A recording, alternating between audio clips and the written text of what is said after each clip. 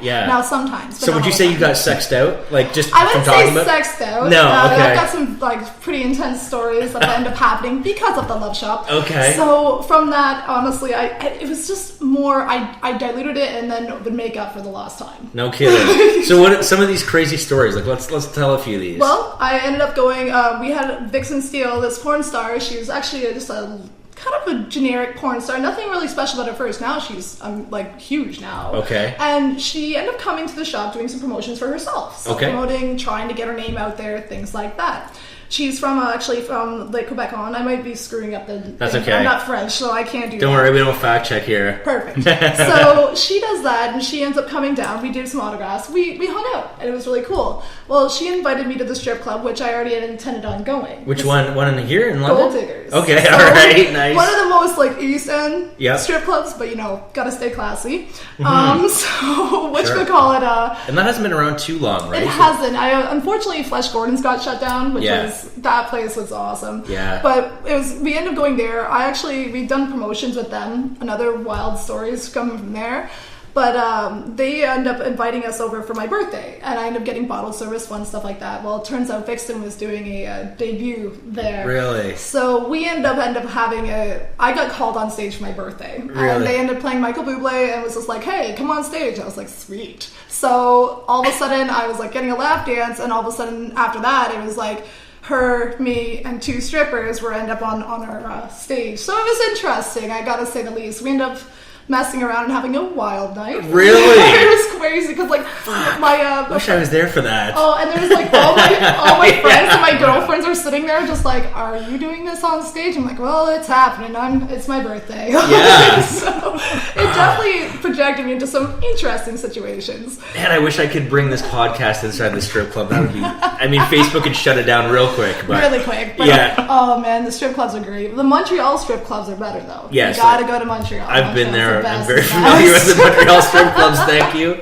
It's great. Oh man, I wish that back when I was partying, I wish we had a. Fuck, it would have been a lot of fun. It would have been great, honestly. But this is still pretty cool too. Yeah, this is cool too. This is pretty awesome. You live and you learn. You live and you learn. So you've had some great experience at the sex shop. Mm-hmm. Well, the love shop, right? Yeah. I mean, love shop, sex shop, it all happened. And you've had exactly. You've had some great experiences and stories to tell from that. Yes. Let's get into the more serious side of Kimmi. Okay. So just for a little while, right? Just for a little while. If there is one. We'll get to the serious side. I'm sorry for laughing so much, guys, but I'm just a very bubbly person. Absolutely. So I noticed your post, and you know that this podcast is sex and suicide. We talk about. First of all, you were explaining to me what you thought of the title, and I never told you what it meant. So tell me what you think it means. Well, I love the fact that it's taking the two things that we are both like focus on in humankind, and it's pleasure and pain. We're combining those two, and the two things that are very taboo is sex and pain, because nobody wants to actually admit that they're weak. They think that's a sign of them submitting to whatever feeling they have, and honestly, bringing light to this is something that is super fundamental. This is where we have movements with LGBT communities and things like that, because somebody decided to speak out to try to take that norm away from it. Sure. And with doing that, it's exposing people to it, and it's a kind of like people feel more secure knowing someone is comfortable to do it themselves, and it's power in numbers. So then one person, then you get two people, then three, then five, then and same thing with this type of topic. The more people talk about it, the more comfortable they are to talk about it, then you're going to notice that kind of cringe reaction that you seem to get from both subjects is going to subside. Sure. And that's super important because I think a lot of people have been told, like growing up, I've been told to keep sweet, keep calm, keep face. It's all about how you look. And honestly, it's not about how you look. It's how you feel. And how you feel reflects how you look. You will be happier as a person when you're comfortable with how you feel. Sure. And when you're honest with how you feel. And even if it's not always positive, a lot of people try to isolate themselves into either positivity or negativity. That beautiful blend is actually what makes people like so unique. Sure. So honestly, I find with a lot of people, they want to suppress that, but they're suppressing a part of themselves. And bringing light to this and just doing this and making it a public thing, it gives a platform to other people to see that it's not that bad, it's not that gross, and it's not shameful to feel certain ways. Right. And I really like the concept of it, and that was just my interpretation of it. Good, and I really did like it. And personally, it speaks to me because I do, as much as I get goofy, I do actually suffer with a lot of like mental issues, I would say, myself. I think we all do it. It's just who's willing to admit it and who's willing to talk about it. And that's it. And I honestly think, like, with this, like, even watching it myself, I do still post, like, stuff about myself and I try to put it out there. But even seeing it after doing all this, it gives me also a sense of security when I see it. So I could just imagine how somebody else who hasn't put their voice out. So that's where I really think this is a really positive movement. Well, I appreciate that, and I love the support. And, you know, I always like to get other people's opinions on it, right? Because it kind of says something about how their upbringing as well, and are they open-minded, and do they kind of understand it? But you're absolutely right about the whole pleasure and pain. I mean, suicide is something that obviously let's face it, it's been a part of my life. As if you've been watching, you know, I lost a best friend to suicide. And it's something that had maybe I've been more comfortable talking about and knowing that, hey, suicide is something that we can talk about. We're not going to put it in their heads as if we talk about it openly. We might actually be able to prevent it. Yeah, and that's something that's very important. Like, even myself, I've survived 2 suicide attempts. And really? Yeah, I've done that twice. And honestly, with just like seeing other people doing that, and I've also lost a friend actually just about a couple months ago, and I apologize for your loss as well. Yeah, I'm sorry for you. That was the thing, and it's because of that suppression. And even these people, they are the most outgoing, bubbly people. They're smiley, they're laughy, and all this stuff. It's like overcompensation at the end of the day, right? Because it's again putting that face on, putting on your people suit. As my favorite show, I'm quoting Hannibal, if you've ever seen it. The people suit is my favorite reference because it is true. People are often willing to just mask over everything just to keep an image that doesn't even actually represent who they are. Like, they can't even recognize themselves in the mirror. And that's something that I find it's really detrimental to your health. It's going to cause that depression to be amplified, your anxiety to be amplified, and things like that. It's not really, there's a quote that Ahmed likes to say actually from time to time. Ahmed, so Kimmi brought Ahmed, her boyfriend, here as well. So Ahmed, if you want to say your quote, you're more than welcome to jump in here. The insanity quote. Oh, that insanity is just repeating the same behavior over and over again, expecting different results. Exactly. Right. If you don't learn a lesson from it, what are the outcomes going to be the same? And the same thing is with depression. So when you don't talk and you don't talk and you don't talk, you're still feeling this way. And you're keeping a positive look to your peers, but you're not fixing that problem. Right. You're literally masking over. It's like when you take Advil to get rid of a headache. It's not getting rid of the headache, it's meeting the symptom. Sure. And I'm not against pharmaceuticals or anything like that. I'm just saying, like, as an example, you can always find the root of where that headache comes from versus suppressing what that headache feels like. Right. And that's something, it's just an analogy in the sense that doing that to yourself, it can cause more detrimental damage. And this is where you find a lot of people committing suicide. A lot of soldiers do that as well. They're trained to keep face and keep professional.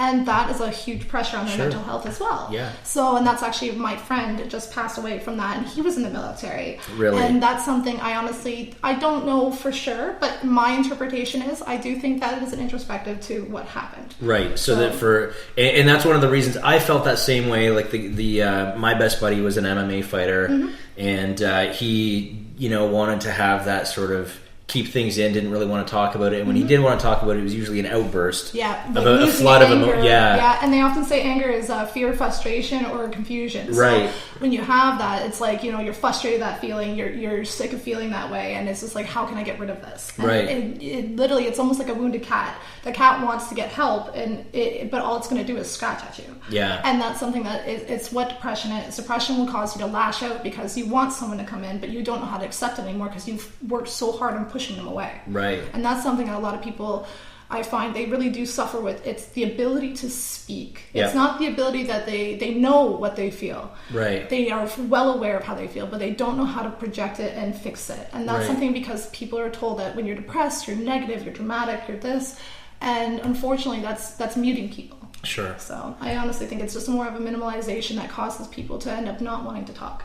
Okay, so you find obviously that vocalizing and just even just being open and honest about when you're going through something like that, it helps you get through it, does it not? Or 100%. I find it through the discomfort you get forced into a comfort. I like with myself personally. I don't think all depressions can be treated the same. Sure. But I do think there is an aspect of going outside that comfort zone, and the comfort zone of talking is a big one. So I had to force myself out to talk about it, and it's still to this day is very difficult, but it's one of those things that I just keep thinking I gotta put this out there, and I don't know what really drives to actually make it an action, but it's the residing fact is I don't want someone else to feel the same way I feel, but feel alone. Right. And like person myself, I'm a very isolated person. I stick to myself. Sure. So yeah. No, I feel alone a lot. So that's me reaching out and also me expressing myself. It's almost like shaking pop, and then you just take the lid open and it just gets rid of that pressure. Right. And with speaking, it takes away an action that you want to do.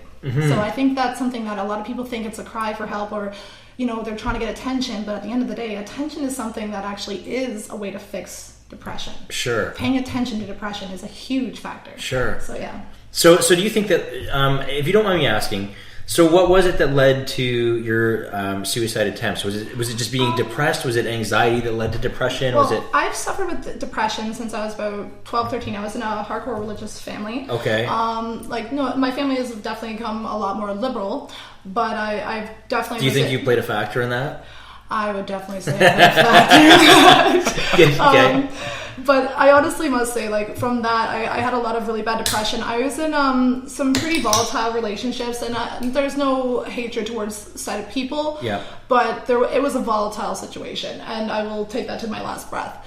And it was a point where it had become so accumulative that my own depression, on top of my situational depression, it became so overpowering that I couldn't handle it. The first time I ended up slicing my wrist, the reason why I have tattoos all over my arm is I actually have like slices that I actually end up punching through, and they weren't little cuts. They were really bad. I ended up taking a mirror and... Really? And I was pretty aggressive, but I was probably 17, and yes, young, but at the same point, very real.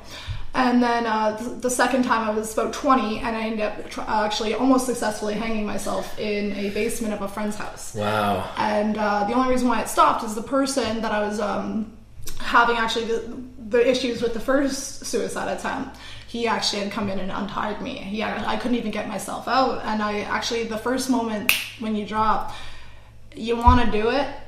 And you still want to. Don't get me wrong. Like, you mean you want to hang... Sorry for getting a little graphic here. You wanted to do it, but then you do it, and at that moment of regret. Moment of fuck. Really? And it's not because you don't want to succeed. Then it's like, fuck, this is real. This is something I gotta face now. Yeah. And it's very intimidating. And I honestly must say, because I still suffer with severe depression. Okay. But my actions now I use my voice. Yeah. I use my voice as my blade, as my rope, as whatever method someone wants to use. I use it, and it's been the best medication. I do not take medication. Yeah. I refuse. I personally, it's my personal beliefs. Yeah. No, I don't either. Yeah, and I don't say it's bad. If someone wants to do it and it's a coping mechanism, you know what? That's wonderful. Mm-hmm. Me, I'm trying one other one before I get to that step. Sure. And I think voicing it is actually one of the best things I've ever done. Because as much as it is graphic in this conversation, I'm still here. Yep. And this conversation is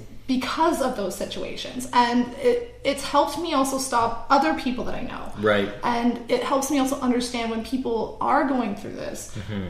I understand some aspect of it, and I think that anybody that goes through depression, it's the same aspect. They all perceive it in their own. They kind of walk a mile in their shoes when they hear these stories of people that are in depression, and that's why I say talking about it. You're not really. It's not just you exposing your story. You might be paraphrasing someone else's. Sure, and that's where I honestly found that I started seeing posts. A lot of people were just being more honest about it, and that got me to start doing it. And I think talking about it was the most therapeutic thing I've ever done. But I must admit, those are things that I'm not proud of. But I'm glad I went through them and didn't succeed, so that I can try to stop somebody or tell someone what it's like to attempt and to realize that things will get better. Sure. And that cliche term is very temporary. It's very temporary.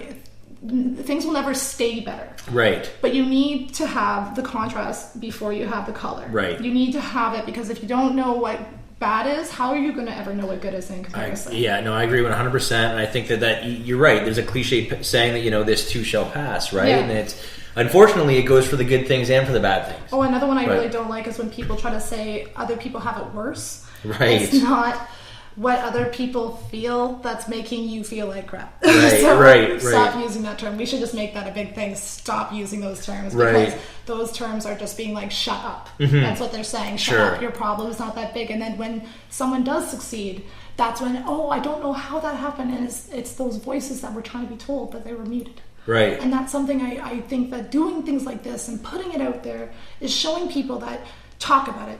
Don't care if someone doesn't want to support you for it, just keep